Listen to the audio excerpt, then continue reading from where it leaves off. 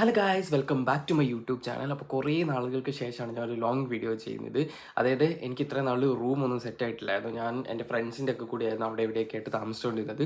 അപ്പോൾ എനിക്ക് നല്ല രീതിക്ക് ഞാൻ ഉദ്ദേശിച്ച രീതിയിലൊന്നും എനിക്ക് വീഡിയോ എടുക്കാനോ അങ്ങനെയൊന്നും പറ്റിയിട്ടുണ്ടായിരുന്നില്ല. അപ്പോൾ ഇപ്പോൾ റൂം സെറ്റായി. അപ്പോൾ ഇനി തൊട്ട് ലോങ് വീഡിയോസൊക്കെ ചെയ്യാമെന്ന് വിചാരിക്കും. അപ്പോൾ ഞാനൊരു Q&A വീഡിയോ ചെയ്യാൻ വേണ്ടിയിട്ട് ഒരു ഇൻസ്റ്റാഗ്രാമിൽ ഒരു പോസ്റ്റ് ഇട്ടിട്ടുണ്ടായിരുന്നു. അപ്പോൾ കുറേ പേര് എനിക്ക് കുറേ ക്വസ്റ്റ്യൻസ് ചോദിച്ചിട്ടുണ്ടായിരുന്നു. ചിലരൊക്കെ പോസ്റ്റിൽ തന്നെ കളിയാക്കിക്കൊണ്ടൊക്കെ ചോദിച്ചിട്ടുണ്ടായിരുന്നു. ചിലരും എന്താ പറയുക, എനിക്ക് അല്ലാതെ പേഴ്സണലായിട്ട് മെസ്സേജ് അയച്ചിട്ടുണ്ടായിരുന്നു. പക്ഷേ പേഴ്സണലായിട്ട് കുറേ പേര് മെസ്സേജ് അയച്ചിട്ടുണ്ടായിരുന്നു കേട്ടോ.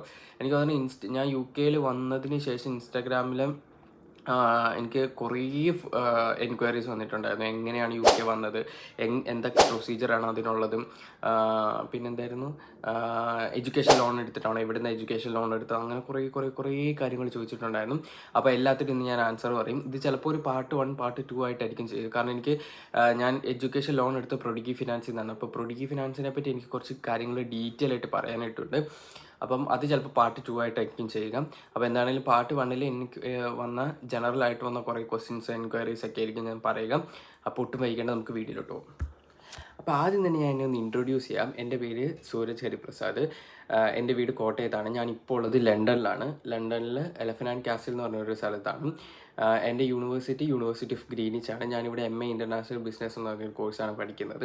അപ്പോൾ ഇതാണ് ജനറലായിട്ട് പറയാനായിട്ടുള്ള കാര്യം. കാരണം എന്നെ അറിയാൻ മേലാത്ത ആൾക്കാരും ഇൻ കേസ് എൻ്റെ വീഡിയോ കാണുകയാണെന്നുണ്ടെങ്കിൽ അവർക്കൊരു ജസ്റ്റ് ഒരു ഇത്. അതുപോലെ തന്നെ ഞാൻ എൻ്റെ ഒരു ഇൻസ്റ്റാഗ്രാം പോസ്റ്റിൽ ഞാൻ Q&A ചെയ്യാൻ പോകണമെന്ന് ചോദിച്ചപ്പോഴത്തേക്കും നീ ഏതാടാ, നീ എവിടെ നിന്ന് വന്നടാന്നൊക്കെ പറഞ്ഞ് കുറേ പേര് ജസ്റ്റ് ചോദ്യം ചോദിച്ചിട്ടുണ്ടായിരുന്നു. അപ്പം അവർക്ക് വേണ്ടിയിട്ടും കൂടെ ആയിക്കോട്ടെ എന്ന് വിചാരിച്ച് ഞാൻ ജസ്റ്റ് എന്നെ പറ്റി ഒന്ന് ഇൻട്രൊഡ്യൂസ് ചെയ്തതേ ഉള്ളൂ. പിന്നെ എനിക്ക് പറയാനായിട്ടുള്ള കാര്യം, കുറേ ക്വസ്റ്റ്യൻസ് ചോദിച്ചിട്ടുണ്ടായിരുന്നു. എനിക്ക് ആദ്യം ഞാൻ വിചാരിച്ചെന്ന് ഓരോന്നായിട്ട് ചോദിക്കാമെന്നാണ്. പക്ഷേ എനിക്കതിലും ഏറ്റവും ഭയങ്കര സ്ട്രൈക്കിംഗ് ആയിട്ട് തോന്നിയൊരു ക്വസ്റ്റ്യൻ, കാരണം കുറേ പേര് ഈ സംഭവം റിപ്പീറ്റ് ചെയ്ത് ചോദിച്ചിട്ടുണ്ടായിരുന്നു. അപ്പം 2 ക്വസ്റ്റ്യൻസ് കമ്പൈൻ ചെയ്തിട്ട് ഞാൻ ഒരു ആൻസർ പറയാം. ആ 2 ക്വസ്റ്റ്യൻ ഏതൊക്കെയാണെന്ന് ഞാൻ പറയാം.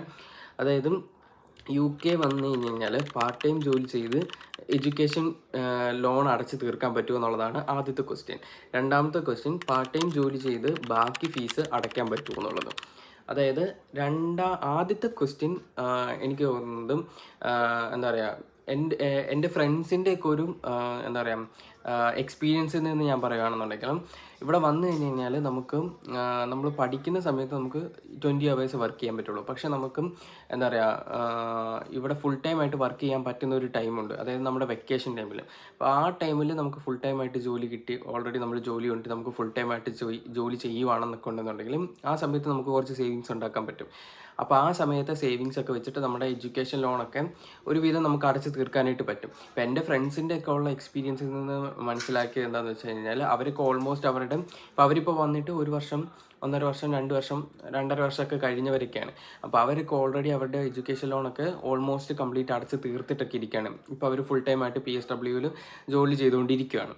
അപ്പം എന്താ പറയുക, ആദ്യത്തെ ക്വസ്റ്റ്യൻ ഞാൻ പറയുകയാണെന്നുണ്ടെങ്കിൽ, ഇവിടെ വന്നു കഴിഞ്ഞാൽ ജോലി ചെയ്ത് നമ്മുടെ എഡ്യൂക്കേഷൻ ലോൺ നമുക്ക് അടച്ചു തീർക്കാൻ പറ്റും.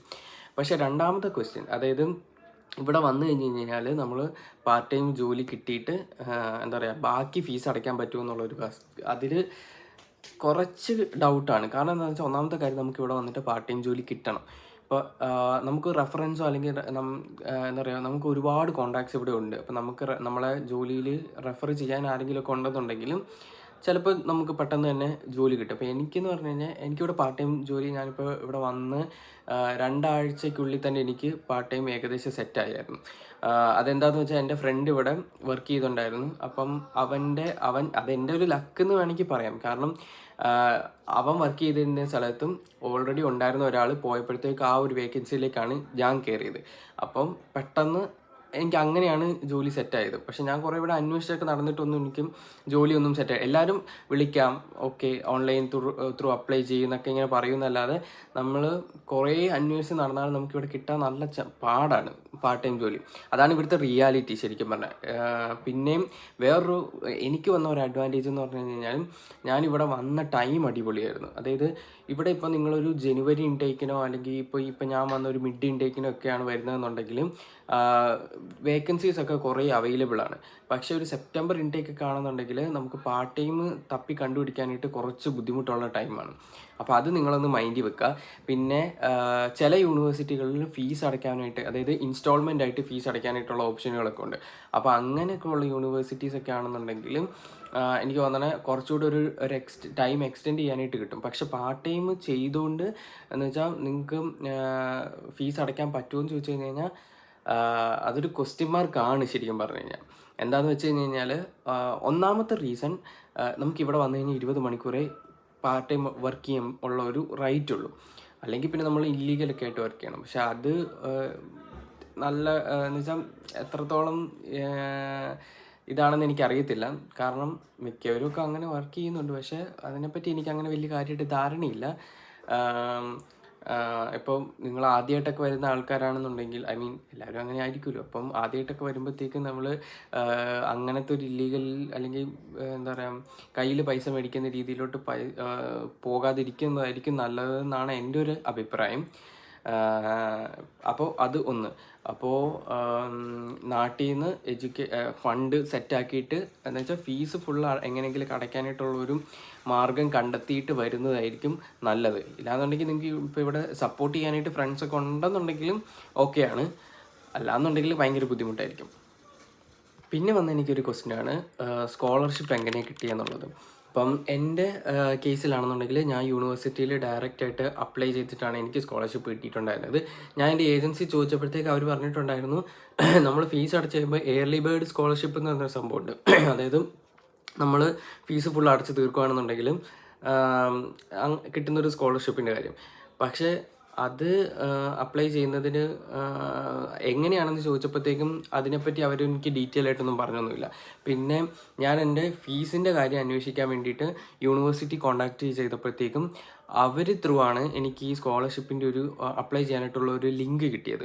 അപ്പം എന്നിട്ട് അവരെന്നോട് അത് യാദൃശ്ചികമായിട്ട് അവരെന്നോട് ചോദിച്ചു, നീ സ്കോളർഷിപ്പിന് അപ്ലൈ ചെയ്തിട്ടുണ്ടായിരുന്നോ എന്ന് ചോദിച്ചപ്പോൾ ഞാൻ ഇല്ല എന്ന് പറഞ്ഞപ്പം അവർ എനിക്ക് ലിങ്ക് അയച്ചു തരാം, നീ അതിൽ കയറിയിട്ട് ഡയറക്റ്റ് ആയിട്ട് അപ്ലൈ ചെയ്യാൻ. അപ്പം എലിജിബിൾ ആണെന്നുണ്ടെങ്കിൽ സ്കോളർഷിപ്പ് കിട്ടും, ഇല്ലാന്നുണ്ടെങ്കിൽ കിട്ടില്ല എന്നായിരുന്നു എന്നോട് പറഞ്ഞിട്ടുണ്ടായിരുന്നത്.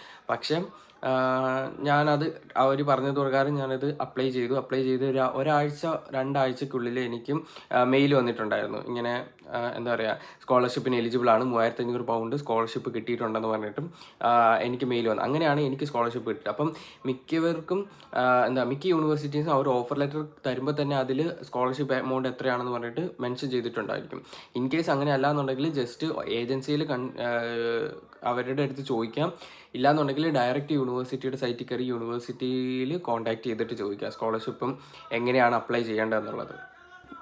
പിന്നെ ചോദിച്ചൊരു ചോദ്യമാണ് best course to study in UK. അതിനെപ്പറ്റി എനിക്ക് അറിയത്തില്ല. ഞാനിപ്പോൾ എടുത്തേക്കണ MA ഇൻ്റർനാഷണൽ ബിസിനസ്സാണ്. അപ്പോൾ അതിനെപ്പറ്റി എന്തെങ്കിലുമൊക്കെ ചോദിക്കുകയാണെന്നുണ്ടെങ്കിൽ ഞാൻ പറയാം. അല്ലാണ്ട് ഏതാണ് ഒരു ബെസ്റ്റ് കോഴ്സ് എന്നുള്ളത് ചോദിച്ചു കഴിഞ്ഞാൽ അതെനിക്ക് ഭയങ്കര പറയാനായിട്ട് ഇച്ചിരി ബുദ്ധിമുട്ടായിരിക്കും. കാരണം ഒന്നാമത്തെ കാര്യം ഞാൻ വന്നതേ ഉള്ളൂ. അതുകൊണ്ട് തന്നെ ഇപ്പം ഞാൻ പഠിക്കുന്ന കോഴ്സിനെ പറ്റി പോലും എനിക്കങ്ങനെ അത്ര ഡീറ്റെയിൽ ആയിട്ട് അറിയത്തില്ല. പിന്നെ ഞാൻ എൻ്റെ ഫ്രണ്ട്സിനോട് വല്ലതും ചോദിച്ചിട്ട് നോക്കാം, ശ്രമിക്കാന്നുള്ളതേ ഉള്ളൂ. പിന്നെ ഇവിടെ മിക്കവരും വരുന്നതെന്ന് പറഞ്ഞു കഴിഞ്ഞാൽ പഠിക്കാൻ വേണ്ടിയിട്ട് എന്താ പറയുക ഒരു കോഴ്സ് എടുത്തിട്ട് വരുന്നതാണെന്ന് എനിക്ക് തോന്നുന്നില്ല. മിക്കവരും ഒരു സ്റ്റുഡൻറ്റ് വിസ കിട്ടാൻ വേണ്ടിയിട്ട് എന്ന് വെച്ചാൽ UK വരാനായിട്ട് എളുപ്പമുള്ള ഒരു വിസ എന്ന് പറയുന്നത് സ്റ്റുഡൻറ്റ് വിസയാണ്. അപ്പോൾ അങ്ങനത്തെ ഒരു കേസിൽ പഠിക്കാൻ വേണ്ടിയിട്ട് വരുന്നതായിട്ടാണ് എനിക്ക് മിക്കതും തോന്നിയിട്ടുള്ളതും. കാരണം മിക്കവരും എടുക്കുന്ന കോഴ്സൊക്കെ അങ്ങനത്തെ എന്ന് വെച്ചാൽ എളുപ്പത്തിൽ പാസ്സാകാൻ പറ്റുന്ന ഒരു കോഴ്സ് എന്നുള്ള ഒരു സെറ്റപ്പിലാണ് മിക്കവരും എടുക്കുന്നത്. പക്ഷേ നമ്മൾ ഇവിടെ വന്നിട്ട് ഇവിടെ തന്നെ നിൽക്കാനായിട്ടുള്ള ഇതാണെന്നുണ്ടെങ്കിലും ജോബിന് കുറച്ചുകൂടെ എന്താ പറയുക ജോബ് എന്താ ഇതിന് പറയുക ജോബ് കിട്ടാൻ കുറച്ചുകൂടി ചാൻസ് ഉള്ള ഒരു കോഴ്സ് എടുക്കുന്നതായിരിക്കും നല്ലത്. ഇപ്പം വെറുതെ ഒരു MA ഇൻ്റർനാഷണൽ ബിസിനസ് എന്ന് പറയുന്നത് ഇപ്പോൾ ഞാൻ എടുത്ത പോലത്തെ ഒരു കോഴ്സ് എടുത്തു കഴിഞ്ഞ് കഴിഞ്ഞാൽ അതിന് എത്രത്തോളം ഒരു ജോലി സാധ്യത ഉണ്ടെന്ന് ചോദിച്ചു കഴിഞ്ഞ് കഴിഞ്ഞാൽ അതൊരു ക്വസ്റ്റ്യൻ മാർക്കാണ്. അപ്പോൾ നിങ്ങൾ ഏജൻസിക്കാർ പിന്നെ അവർ മാക്സിമം അവർക്ക് സ്യൂട്ടബിൾ ആയിട്ടുള്ള അല്ലെങ്കിൽ അവർക്ക് കമ്മീഷൻ കിട്ടാൻ ചാൻസ് ഉള്ള യൂണിവേഴ്സിറ്റീസൊക്കെ അല്ലെങ്കിൽ കോഴ്സസൊക്കെ നമ്മുടെ അടുത്ത് ചിലപ്പം പറയുമായിരിക്കും. എല്ലാ ഏജൻസിയും അങ്ങനെയാണെന്ന് ഞാൻ പറയുന്നില്ല, പക്ഷേ അങ്ങനെയും പറയാനായിട്ട് ചാൻസ് ഉണ്ട്. അപ്പോൾ ഐ മീൻ അങ്ങനെയും പിച്ച് ചെയ്യാനായിട്ട് ചാൻസ് ഉണ്ട്. അപ്പം മാക്സിമം നിങ്ങളുടേതായ ഒരു റിസർച്ച് നടത്തുക. നിങ്ങൾക്ക് ഓക്കെ ഈ ഒരു കോഴ്സ് എടുത്തു കഴിഞ്ഞ് കഴിഞ്ഞാൽ എന്നെക്കൊണ്ട് അത് പാസ്സാകാൻ പറ്റും, എനിക്കത് എന്താ പറയുക, അത് പാസ്സായി കഴിഞ്ഞ് കഴിഞ്ഞാൽ എനിക്ക് അതിനൊരു ജോലി സാധ്യത ഉണ്ട് എന്നൊക്കെ മനസ്സിലാക്കിയതിന് ശേഷം മാത്രം ഒരു കോഴ്സ് സെലക്ട് ചെയ്യാമെന്നേ ഞാൻ പറയൂ. പിന്നെ ഒരു ക്വസ്റ്റ്യൻ ചോദിച്ചത്, are you happy after achieved your dream place? അങ്ങനെ ചോദിച്ചാൽ ഓഫ് കോഴ്സ് ഹാപ്പിയാണ്. കാരണം ഞാൻ 2021 തൊട്ടിട്ട് UK വരാനായിട്ട് ട്രൈ ചെയ്യുന്ന ഒരാളാണ്. അപ്പോൾ 2025 അത് അച്ചീവ് ചെയ്യാൻ പറ്റിയതുകൊണ്ട് ഞാൻ ഭയങ്കര ഹാപ്പിയാണ്. പിന്നെ ഇവിടെ വന്നു കഴിയുമ്പോഴത്തേക്കും ഇവിടുത്തേതായ സ്ട്രഗിളുകളൊക്കെ ഉണ്ട്. ഞാൻ ഓൾറെഡി മെൻ്റലി പ്രിപ്പയർഡ് ആയിരുന്നു. കാരണം 2021 തൊട്ടിട്ട് ഞാൻ കാണുന്ന വീഡിയോസ് എല്ലാം UK പറ്റിയിട്ടുള്ളതായിരുന്നു. UK എങ്ങനെ വരാം, അവിടുത്തെ ശരിക്കുള്ള കറണ്ട് സിറ്റുവേഷൻ എന്താണ്, അങ്ങനത്തെ വീഡിയോസൊക്കെ ആയിരുന്നു ഞാൻ കണ്ടുകൊണ്ടിരുന്നത്. അതുകൊണ്ട് തന്നെ ഞാൻ ഓൾറെഡി മെൻ്റലി പ്രിപ്പയർഡ് ആയിരുന്നു. അതായത് ഇവിടെ വന്നു കഴിഞ്ഞ് കഴിഞ്ഞാൽ സിറ്റുവേഷൻസ് ഒക്കെ ഇങ്ങനെയൊക്കെ ആയിരിക്കും എന്നുള്ളത്. അതുകൊണ്ട് എനിക്കിവിടെ വന്നിട്ട് അങ്ങനെ ഭയങ്കര ഒരു റിഗ്രറ്റോ അങ്ങനെയൊന്നും ഇതുവരെയായിട്ടും തോന്നിയിട്ടില്ല. ഞാൻ ഓൾറെഡി അങ്ങനെ ഒരു മെൻറ്റാലിറ്റി ആയിട്ട് വന്നത് കൊണ്ടായിരിക്കാം. എന്ന് വെച്ചാൽ എനിക്കൊരു നമ്മൾ ഈ പറയുമല്ലോ എന്താ റിയൽ ലൈഫ് അല്ലെങ്കിൽ ആ എക്സ്പെക്റ്റേഷൻ വേഴ്സസ് റിയാലിറ്റി എന്ന് പറയുന്ന ഒരു സംഭവം, അത് ഓൾറെഡി എൻ്റെ മൈൻഡിലുണ്ടായിരുന്നു. കാരണം എൻ്റെ കുറേ ഫ്രണ്ട്സ് ഇവിടെ UK അപ്പം ഞാൻ ഇടയ്ക്കിടയ്ക്ക് അവരുടെ അടുത്ത് സംസാരിക്കുമ്പോഴത്തേക്കും ഓക്കെ ഇതൊക്കെയാണ് റിയാലിറ്റി, ഇവിടെ ഇന്ന കാര്യങ്ങളൊക്കെയാണ് ഉള്ളത്, ഇവിടെ വന്നു കഴിഞ്ഞാൽ നമുക്ക് സുഖിച്ച് ജീവിക്കാൻ പറ്റും എന്നുള്ളൊരു സിറ്റുവേഷനൊന്നും അല്ല, നമ്മൾ നന്നായിട്ട് പണിയെടുത്താൽ നമുക്ക് ജീവിക്കാം. പഠിക്കാനായിട്ട് പഠിക്കുന്ന ഇപ്പം എഡ്യൂക്കേഷൻ സിസ്റ്റം ആണെങ്കിലും എൻ്റയർലി ഡിഫറെൻ്റ് ആണ്. ഈ ഒരു സംഭവങ്ങളൊക്കെ എൻ്റെ മൈൻഡിൽ ഓൾറെഡി ഉണ്ടായിരുന്നു. അതുകൊണ്ട് തന്നെ എനിക്കങ്ങനെ ഭയങ്കര ഒരു എന്താ പറയുക, ഇവിടെ വന്നതിന് ശേഷം അങ്ങനെ ഭയങ്കര ഒരു ബുദ്ധിമുട്ടൊന്നും അങ്ങനെ ഫീൽ ചെയ്തിട്ടില്ല ഇതുവരേക്കും. ഹോപ്പ് ഫിംഗേഴ്സ് ക്രോസ്ഡ് അങ്ങനെ തന്നെ മുന്നോട്ട് പോകട്ടെ എന്ന് വിചാരിക്കുന്നു. എന്താണേലും ഇതുവരെയായിട്ടും എനിക്ക് അങ്ങനെ ഒരു റിഗ്രറ്റ് ഒന്നും തോന്നിയിട്ടില്ല. അതുപോലെ തന്നെ ഞാൻ ഭയങ്കര ഹാപ്പിയാണ് ഇവിടെ വന്നതിൽ. അതാണ് അതിന് ആ ഒരു ക്വസ്റ്റിനുള്ള ആൻസർ. പിന്നെ 2 questions, is it worth come to UK in September intake 2025? അതായത് ആ ഒരു ക്വസ്റ്റ്യനും പിന്നെ UK വന്ന് അടിച്ചു പൊളിക്കാൻ പറ്റുമോ, ഈ 2 ക്വസ്റ്റ്യനും കമ്പൈൻഡ് ആയിട്ട് ഞാനൊരു ഉത്തരം പറയാം. വെർത്താണോ എന്ന് ചോദിച്ചു കഴിഞ്ഞ് കഴിഞ്ഞാൽ എനിക്കതിനെപ്പറ്റി അറിയില്ല. കാരണം ഞാനിപ്പം വന്നേക്കുന്ന ഇൻടേക്ക് തന്നെ ഏപ്രിൽ ഇൻടേക്കാണ്, സെപ്റ്റംബർ ഇൻടേക്കിലോട്ട് എത്തിയിട്ടില്ല. അതുകൊണ്ട് അതിനെപ്പറ്റി ഒരു കമൻറ്റ് പറയാനായിട്ട് ഞാൻ ആളല്ല. പക്ഷെ വെർത്താണോ എന്ന് ചോദിച്ചു കഴിഞ്ഞ് കഴിഞ്ഞാൽ ഇപ്പം നിങ്ങളുടെ എന്താ പറയുക, എങ്ങനെയെങ്കിലൊക്കെ UK വന്നാൽ മതി എന്നുള്ളൊരു സെറ്റപ്പാണോ, അതോ ആ ഒരു രീതിയിലുള്ള ക്വസ്റ്റ്യൻ ആണോ അത് ചോദിച്ചത്, അതോ ഏതർത്ഥത്തിലത് ചോദിച്ചതെന്ന് എനിക്ക് മനസ്സിലായില്ല. അതുകൊണ്ട് ആ ഒരു ക്വസ്റ്റ്യന് ഞാൻ ഉത്തരം പറയുന്നില്ല. കാരണം ഞാൻ വന്ന ഇൻടേക്ക് തന്നെ ഏപ്രിൽ ഇൻടേക്കാണ്. അപ്പം ഏപ്രിൽ ഇൻടേക്കിനെ പറ്റിയിട്ട് എന്തെങ്കിലും ആണെന്നുണ്ടെങ്കിൽ എനിക്ക് പറയാൻ പറ്റും. അല്ലാത്ത പക്ഷം അതിനൊരു ഞാൻ ആൻസർ പറഞ്ഞു കഴിഞ്ഞാൽ അത് വെറുതെ ഒരു ആർട്ടിഫിഷ്യലായിട്ട് പറയുന്നത് പോലെ ഇരിക്കും. പിന്നെ സെപ്റ്റംബർ എത്തിയിട്ടില്ലല്ലോ, അതുകൊണ്ട് സെപ്റ്റംബറിനെ പറ്റി എന്താ പറയുക, സെപ്റ്റംബർ ഇൻടേക്കിനെ പറ്റിയിട്ട് പറയാനായിട്ട് എനിക്കറിയത്തില്ല. പിന്നെ ഞാൻ കുറേ വീഡിയോസിൽ കണ്ടിട്ടുണ്ട്, എന്ന് വെച്ചാൽ ഇങ്ങനെ ഒരു ക്വസ്റ്റ്യൻ ചോദിച്ചപ്പോഴത്തേക്കും ഞാൻ ഈ സെയിം ക്വസ്റ്റ്യൻ തന്നെ യൂട്യൂബിൽ ചെന്നിട്ട് ചോദിച്ചിട്ടുണ്ടായിരുന്നു. അപ്പോൾ കുറേ പേര് കുറേ നെഗറ്റീവുകൾ പറഞ്ഞിട്ടുണ്ട്. പക്ഷേ ഞാൻ പറയുകയാണെന്നുണ്ടെങ്കിൽ കയറി വരാൻ, ഇപ്പോൾ എന്തെങ്കിലും ഒരു ചാൻസ് ഉണ്ടെന്നുണ്ടെങ്കിൽ കയറി വരാനേ ഞാൻ പറയുള്ളൂ. ഞാൻ അങ്ങനെ ഒരു നെഗറ്റീവ് അതിന് പറയുമെന്ന് തോന്നുന്നില്ല. പിന്നെ എന്തൊക്കെയോ റൂൾ ചേഞ്ചുകളെ പറ്റിയൊക്കെ പറയുന്നുണ്ട്. നിങ്ങൾക്ക് ഇവിടെ വന്നു കഴിഞ്ഞ് കഴിഞ്ഞാൽ ഇവിടെ സർവൈവ് ചെയ്യാൻ പറ്റും, ഇവിടെ രക്ഷപ്പെടാൻ പറ്റും എന്ന് ഒരു എന്താ പറയുക, ആ ഒരു വിശ്വാസം ഉണ്ടെന്നുണ്ടെങ്കിലും കയറിപ്പോരുക. കാരണം ഇവിടെ പണി എടുത്തു കഴിഞ്ഞ് കഴിഞ്ഞാൽ പൈസ ഉണ്ടാക്കാൻ പറ്റും. അതാണ് ഇവിടുത്തെ ഒരു റിയാലിറ്റി. പിന്നെയും എന്താ പറയുക, നെഗറ്റീവ് പറയുന്നവർ ഇങ്ങനെ പറഞ്ഞുകൊണ്ടേയിരിക്കും. ചിലപ്പം എല്ലാവരുടെയും സിറ്റുവേഷൻ സെയിം ഒന്നും ആയിരിക്കില്ല. അതുകൊണ്ട് ചിലപ്പോൾ ഇപ്പം എനിക്കിപ്പം പോസിറ്റീവായിട്ട് തോന്നുന്ന കാര്യങ്ങൾ ചിലപ്പം വേറൊരാൾക്ക് നെഗറ്റീവായിട്ടായിരിക്കും അനുഭവം ഉണ്ടായിരിക്കും. അതുപോലെ തന്നെ നേരെ ഓപ്പോസിറ്റും ഉണ്ടാവും. അപ്പം അതുകൊണ്ട് ഇവിടെ വന്ന് എക്സ്പീരിയൻസ് ചെയ്യുക. ചിലപ്പം ചിലർക്ക് നല്ലതായിരിക്കും. പക്ഷേ റിസ്ക് എടുക്കാൻ തയ്യാറാണെന്നുണ്ടെങ്കിൽ കയറി വരിക. നല്ല രീതിക്ക് പൈസ ഉണ്ടാക്കാൻ പറ്റും. പിന്നെ റൂൾ ചേഞ്ചുകളെ പറ്റിയൊക്കെ നല്ല ഒരു അവയർനെസ് ഉണ്ടാവുക എന്നുള്ളതേ ഉള്ളൂ.